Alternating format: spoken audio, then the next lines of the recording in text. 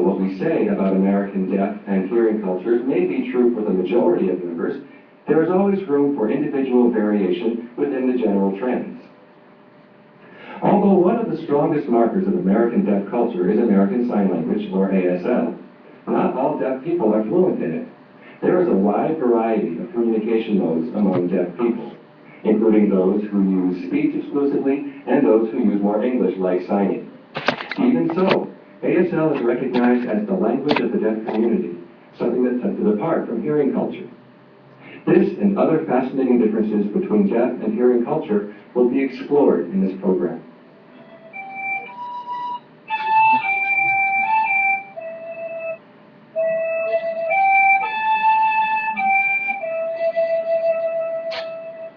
Perhaps you haven't thought about deaf culture before in the same way you think about foreign cultures. Actually, American deaf culture has a lot in common with other world cultures. When we study other cultures, we find certain distinctions that can help us differentiate important characteristics. Cultures can be described as more or less collectivist or individualist.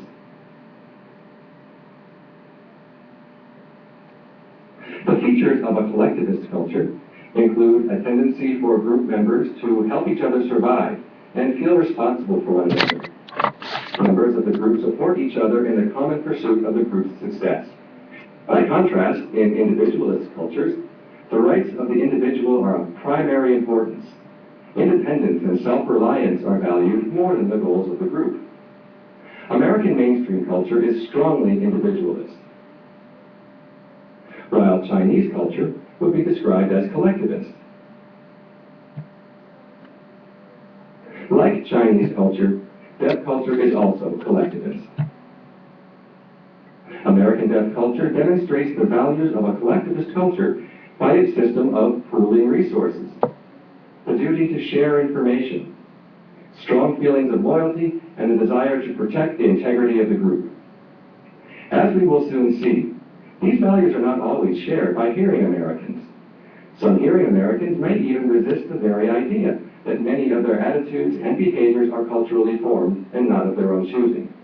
They don't realize that they learn their values of independence, self-reliance, and the rights of individuals from their parents, teachers, and peers, just like the members of any other culture.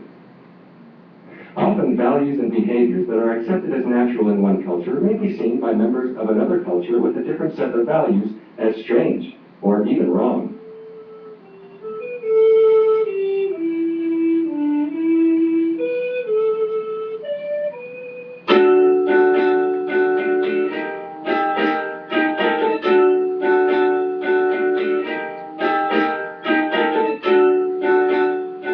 Time is another example of something with cultural variations. For example, some cultures are extremely precise when it comes to time, while other cultures are more flexible. Switzerland is an example of a culture that values punctuality. Suppose you were in Switzerland and the train schedule said that the next train should arrive at 2:03. You could be sure that it would pull up at 2:03 on the dot. In Latin America, by contrast, people are more flexible when it comes to time. If a meeting, for example, is called at 10 o'clock, it's not unusual for people to arrive anywhere from 10 o'clock